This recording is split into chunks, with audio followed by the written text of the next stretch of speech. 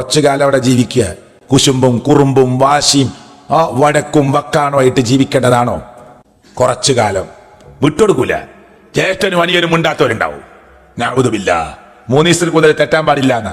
എന്നിട്ട് പെരുന്നാളിനൊക്കെ കെട്ടിപ്പിടിച്ചിട്ട് ആളുകളെ കെട്ടിപ്പിടിച്ച് ആലിംഗനം ചെയ്ത് അപ്പുറത്തേക്ക് ഇപ്പുറത്തേക്കൊക്കെ ആക്കിയിട്ട് പിന്നെ അഞ്ചം വരുമ്പോ ഇങ്ങോട്ട് മരണബോധം ഉണ്ടെങ്കിൽ ഈ പണിക്ക് ചെയ്യും. എന്തിനാ തെറ്റിയത്?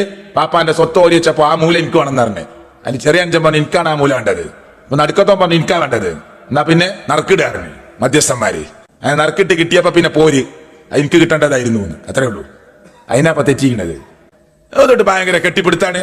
പള്ളിയിൽ നിന്ന് 1-ാമത്തെ സൊഫിൽ ഒന്നിരുന്ന് അള്ളഹാനോട് പറയാ, പഠിച്ചോരെ പുറത്തു കൊണ്ടല്ല, നല്ലോണം പുറത്തു തരൂ. മാപ്പ് കൊണ്ടല്ല, പുറത്തു കൊണ്ടല്ല. മനസ്സ് വിശാലതല്ല, ഹൃദയം വിശാലതല്ല. അല്ല മാപ്പ് തരുവോ? അല്ല പുറത്തു തരുവോ? ഇതൊക്കെയല്ലേ നമ്മളെ മനസ്സിന്റെ ഉള്ളിൽ. പിന്നെ നമ്മൾ എന്തൊരുക്കാണ് നടത്തിയത്?